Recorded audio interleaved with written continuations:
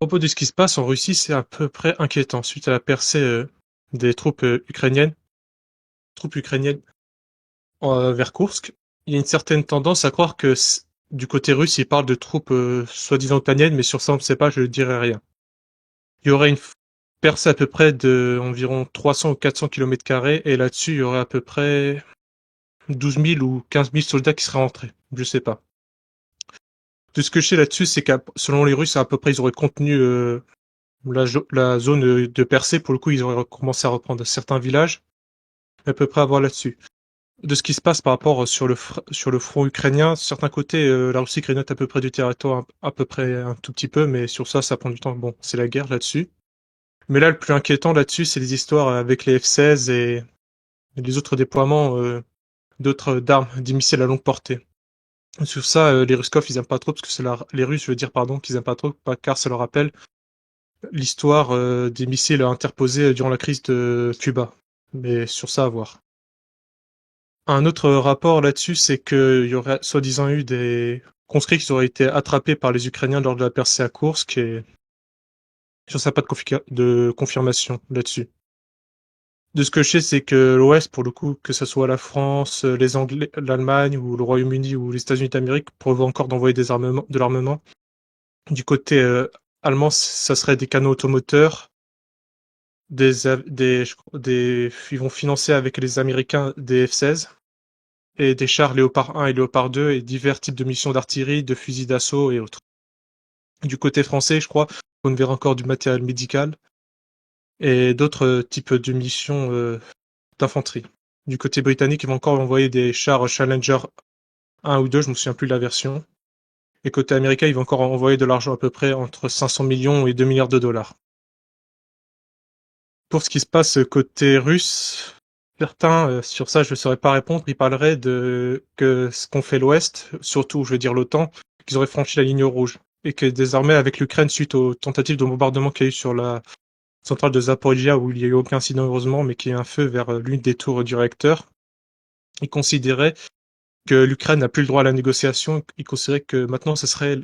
Sur ça, c'est une information à vérifier, et sur ça, je ne dis ce que j'ai vu et entendu, que la guerre en Ukraine serait passée dans un stade de guerre totale.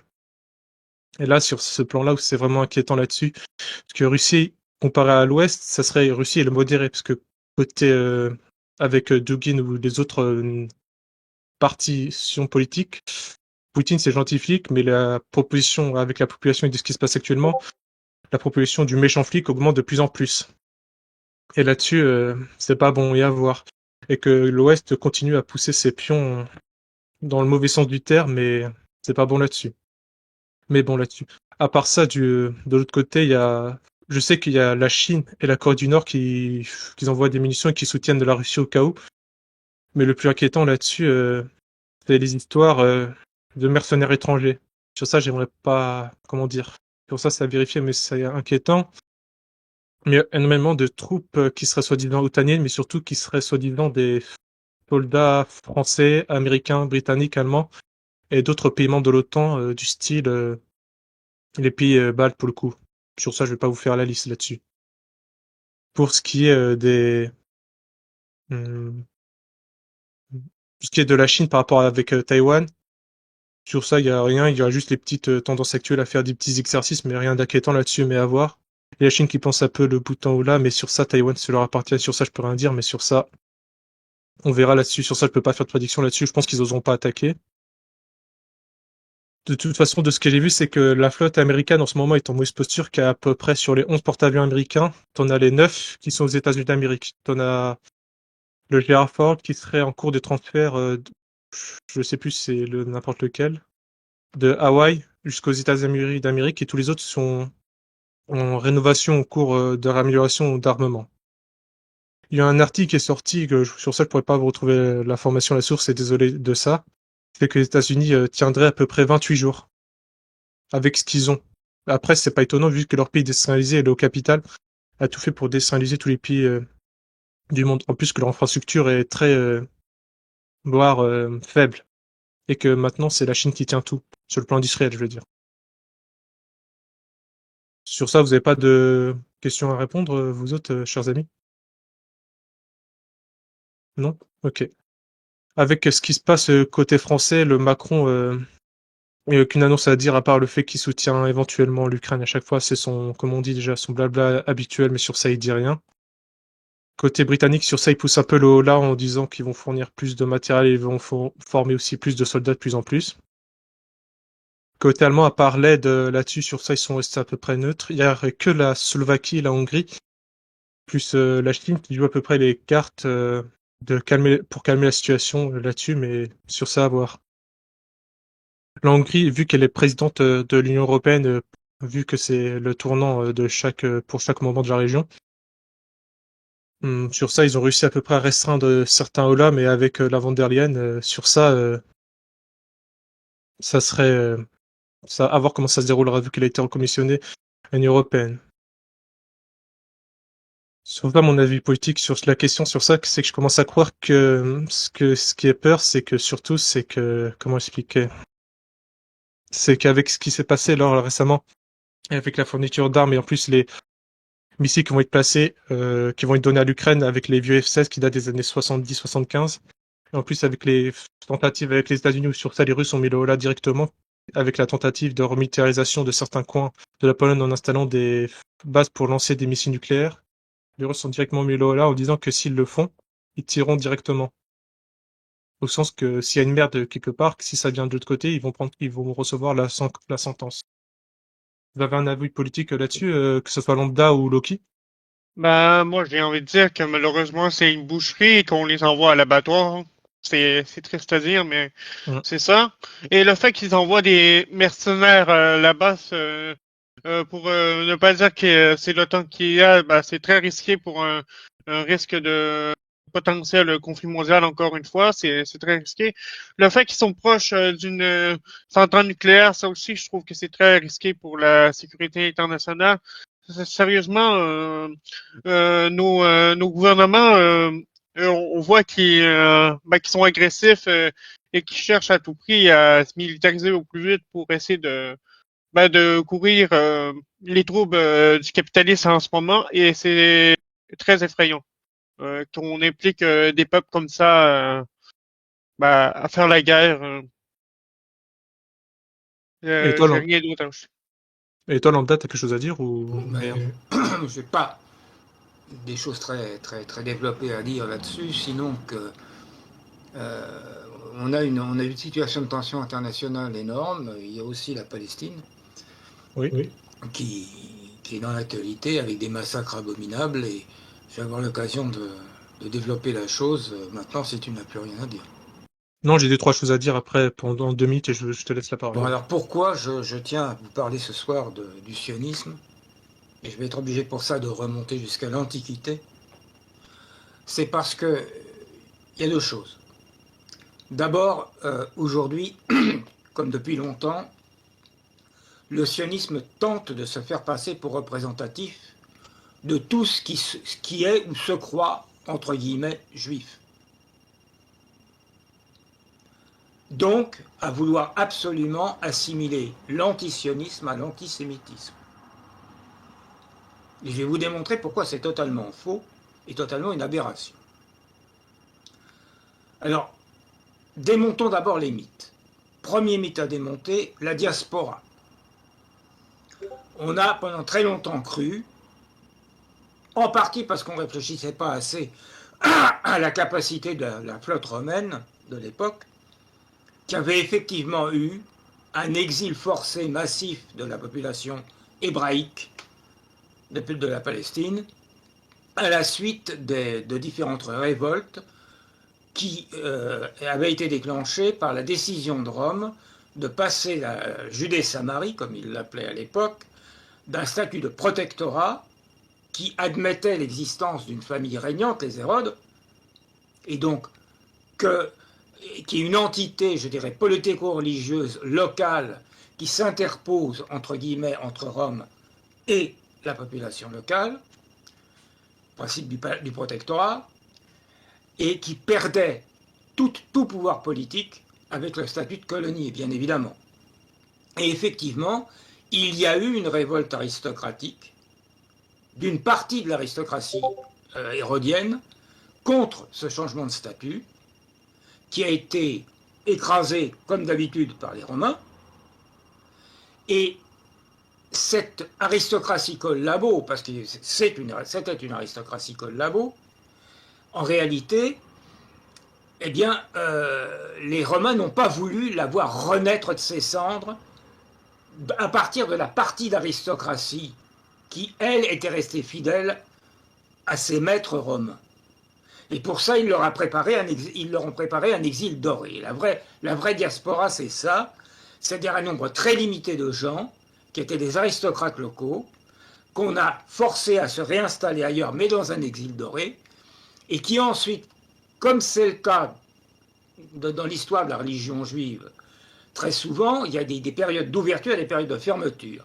Et à l'époque, c'est une période d'ouverture, c'est-à-dire qu'ils ont fait du prosélytisme. Et c'est ça qui va créer, à l'intérieur de le restant de l'Empire romain et aussi au-delà des frontières de l'Empire romain, notamment chez les Khazars, par exemple, j'y reviendrai très rapidement là-dessus, les fameux Juifs d'Europe, par exemple. Les Ashkénazes ne sont pas des Hébreux. Ils n'ont pas, à un pouillème près, ils n'ont pas une seule goutte de génétique qui les apparente à des Hébreux.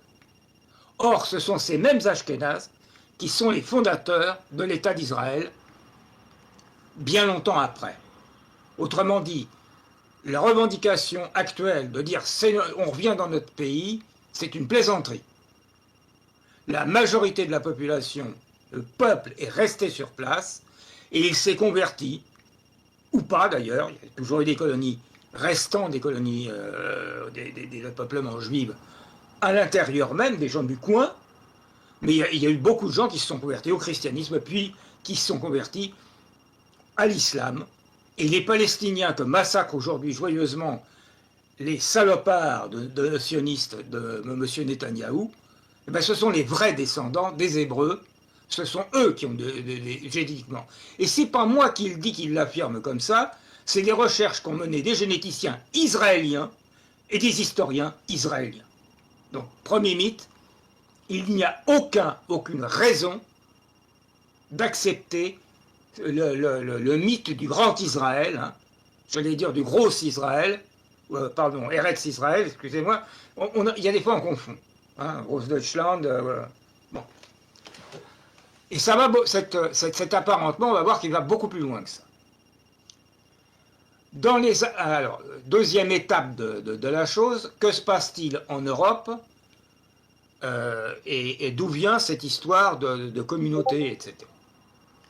Mais il faut savoir une chose, c'est que la religion chrétienne, quand elle est devenue religion officielle sous Constantin, dans l'Empire romain, a eu tendance à persécuter ce qui n'était pas chrétien.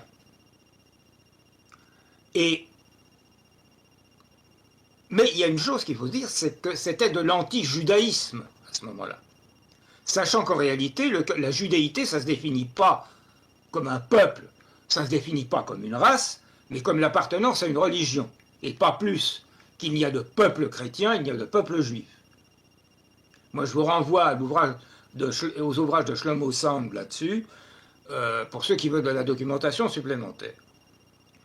Mais ce qui s'est passé, c'est qu'effectivement, il y a eu ces choses-là, et donc il y a bien entendu le truc habituel, à contre-emploi, le racisme de l'autre côté. Et puis il y a ce mélange que font depuis très longtemps beaucoup de rabbins. Vous savez qu'il n'y a pas un seul Talmud, il y a des Talmuds, on discute de tout, hein, entre rabbins, même de la longueur du poil de cul de Moïse, ou la couleur, pendant des heures, ça occupe les soirs et l'hiver. En réalité, c'est ça le talmudisme.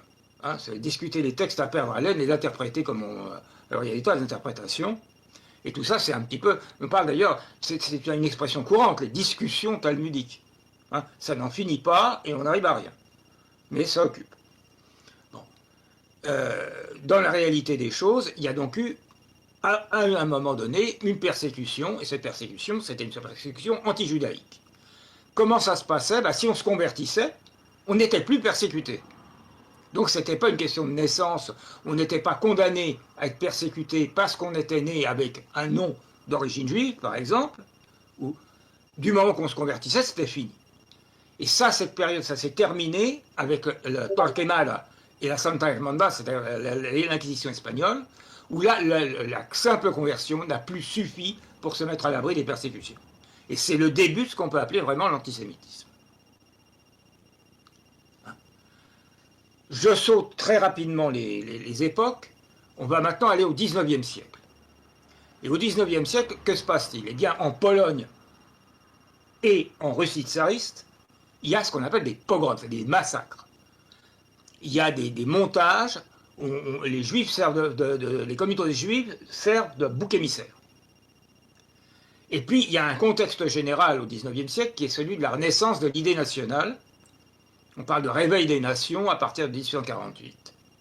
Et c'est dans ce contexte-là que va naître le sionisme, qui va lui créer l'idée d'un peuple juif en opposition avec la race juive, entre guillemets, défendue par les antisémites.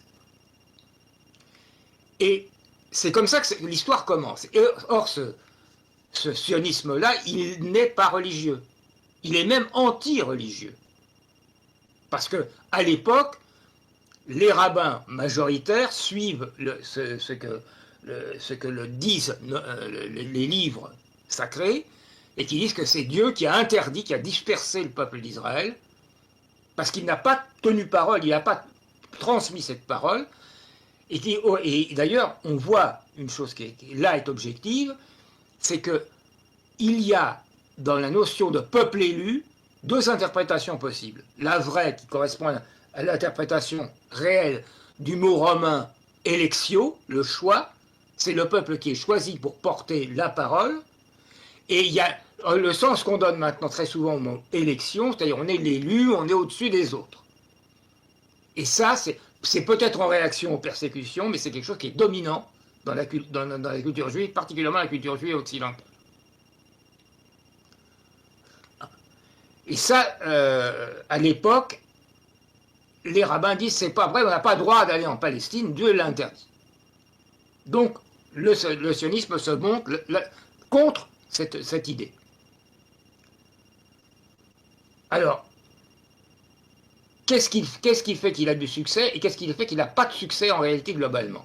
Il a du succès là où il y a des persécutions, et il n'a aucun succès dans les pays occidentaux où il n'y a pas à l'époque de persécution du tout.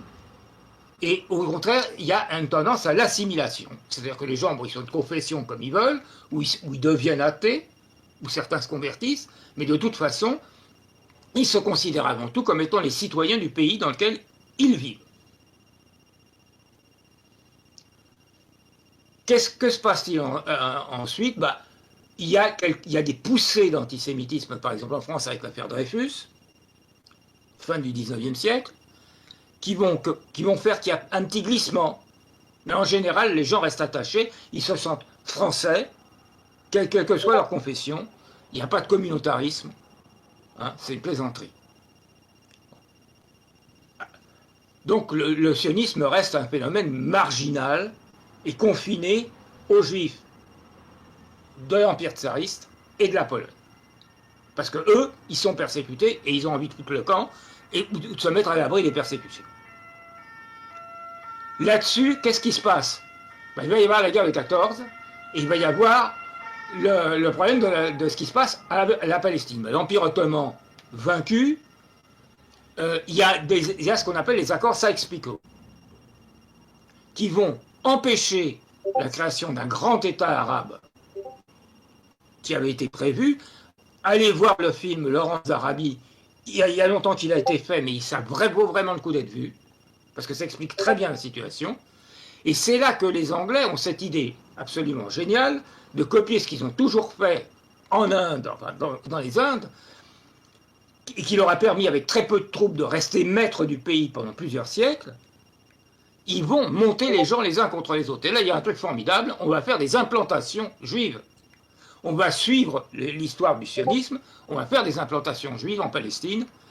Alors, très gros avantage, on va mécontenter les colonisés que sont les uns et les autres. Les Arabes et les Palestiniens locaux, très mécontents, y compris les Juifs du coin. les juifs palestiniens qui existent toujours, qui vont être traités comme les derniers des derniers. Et on va avoir sous la main des appuis pour la domination coloniale, et des appuis d'autant plus fermes que ce sont des gens qui ont une mentalité européenne et qui vont se rapprocher beaucoup plus facilement de l'occupant anglais. Voilà comment naît la chose. Et là, on va sauter quelques années, on va voir le nazisme arriver. Or, au début, ne croyez pas surtout que le nazisme soit opposé au sionisme. Pas du tout. Jusqu'en 1936, on va voir des jeunesses du Bétard défiler dans Berlin avec les jeunesses hitlériennes. Il y a même un incident célèbre où les jeunesses hitlériennes classiques n'étant pas prévenues et on ne leur a pas expliqué, bon, va avoir tendance à vouloir leur taper dessus, et immédiatement, les responsables de la SA bloquent la chose en disant non, c'est des copains, c'est nos amis. Et le Troisième Reich va organiser, il y a d'ailleurs une médaille frappée avec à l'avers la croix gammée, à revers le chandelier à cette branche, vantant les mérites de l'envoi des juifs allemands en Palestine. Et ça va se prolonger très longtemps, cette histoire-là. Quand on nous parle du financement du parti nazi, les fameuses banques qu'on dit juives, hein, elles vont financer les nazis. À l'intérieur du régime nazi, il y a des gens qu'on va nommer ariens d'honneur, parce qu'ils ont payé pour. Et puis, d'une manière générale, même en France, d'ailleurs, on verra sous le régime de Pétain, où va le grand rabbin de France? Et bien, il va se réfugier, où ça? À Vichy, sous l'aile putride de Vichy. Bon. Et ça va très loin, parce qu'avec cette histoire, on s'aperçoit aussi que là, le rabbinat commence à se combiner avec le sionisme, et au lieu d'appeler à la résistance, de dire crever pour crever, autant crever en se battant, c'est la soumission que le rabbinat va prôner. C'est Dieu qui l'a voulu. Allons nous faire tuer gentiment, conduisons-nous comme des moutons. Or, qui est vraiment déporté? Eh bien, moi, je vais vous le dire. Ceux qui sont déportés, très majoritairement, ce sont des gens du peuple. Ce sont de petites gens qui sont pas souvent d'ailleurs des contrairement à ce qu'on pourrait croire, qui sont des gens de vraie gauche à l'époque. Soit que ce soit directement des communistes, soit que ce sont des gens du Bund, c'est-à-dire d'une social-démocratie très à gauche, spécifique aux communautés juives polonaises notamment, mais qui sont tellement proches des communistes qu'on peut imaginer qu'ils pourraient y passer et abandonner la social-démocratie. C'est ces gens-là qui vont être massacrés. Et il n'y a pas de question de négationnisme. Et c'est certainement pas l'extrême droite israélienne qui est descendante des gens qui ont été déportés et qui se réclament aujourd'hui des victimes de la Shoah. Ça, c'est une connerie. Hein. Et aujourd'hui, on voit se démasquer le sionisme, qui utilise maintenant des motifs religieux, parce que ça l'arrange, parce que du point de vue d'opportunisme, ça l'arrange. Hein, et qui reprend des thèmes pseudo-religieux là-dessus. Ça, c'est très important de le comprendre. Parce que il faut savoir qu'il y a un certain nombre de gens en France et ailleurs qui effectivement donnent du grain à moudre aux sionistes en confondant volontairement ou non sionistes et juifs. Les sionistes ont toujours voulu être les représentants par excellence des juifs dans leur ensemble. Qu'est-ce que c'est qu'un juif? Je le dis objectivement, c'est quelqu'un qui est de religion juive. Il n'y a rien d'autre. Mais il y a des gens qui croient qu'il y a un peuple juif, à tort, mais ils y croient, et ils y croient de bonne foi. Ces gens-là sont sensibles à ce genre de mensonges. Et quand vous voyez des gens, moi je pense notamment à Soral et compagnie, hein, ER, qui, même s'il y a quelquefois des petites tentatives de dire « Ah, le juif du quotidien, c'est peut-être pas tout à fait ça », ou de parler de la communauté machin, ou de ceci ou de cela, en réalité, ils servent l'intérêt des sionistes en faisant ça. Parce qu'ils entretiennent la confusion. Et ce qu'il faut dénoncer, c'est le sionisme. Parce que le sionisme, ce n'est jamais qu'un nazisme juif. Ce sont les mêmes, c'est exactement l'effet miroir. Vous avez le Lebensraum, hein, l'espace vital, c'est le grand Israël, hein, Eretz Israël. Qu'est-ce que vous retrouvez dans le nazisme? Vous trouvez la notion de Lebensraum, et vous retrouvez la notion de Großdeutschland et de Volksdeutsch, c'est-à-dire tout ce qui est considéré comme peuple allemand. Hein, des Sudètes, etc. Enfin, je vous passe les choses. Vous retrouvez le suprématisme. Hein, d'un côté, c'est le peuple élu, de l'autre côté, c'est la race des seigneurs. C'est exactement la copie conforme des deux côtés. Moi, je pense que si l'un des deux disparaissait, l'autre pourrait plus exister. Ils s'entretiennent les uns les autres. Et quand vous voyez le Hamas, qui a été financé, c'est admis par un ancien ambassadeur d'Israël, par Israël, pour contrer le Fatah, qui était le représentant légitime quand même du peuple palestinien majoritairement. Et ensuite, on vient dire ça. Oh, les méchants terroristes, je ne parle pas du type de base, qui y croit, le pauvre type dont la famille a été à moitié massacrée, et même plus quelquefois, par les salopards de fascistes israéliens. C'est sûr qu'il se barre en y croyant. Mais les dirigeants, c'est pas tout à fait la même chose. Et ces gens-là, on les retrouve souvent dans les mêmes cercles, avec derrière le grand patron de la chose, depuis la fin du nazisme, qui sont les Américains.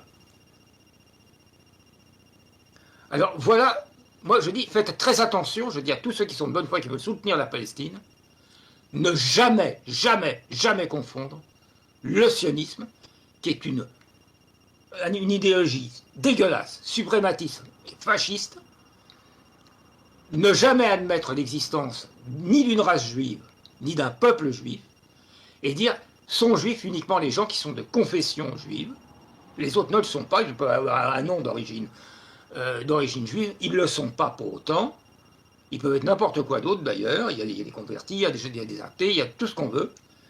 Ces gens-là, il ne faut pas les confondre, il ne faut pas tout confondre, tout mettre dans le même sac. Et des banquiers, il n'y a pas que des banquiers juifs, et croyez-moi, dans le monde des banquiers, on ne se préoccupe pas de la couleur de peau, on ne se préoccupe pas des origines, on se préoccupe du niveau de profit. Voilà en gros tout ce que j'avais à dire sur la question.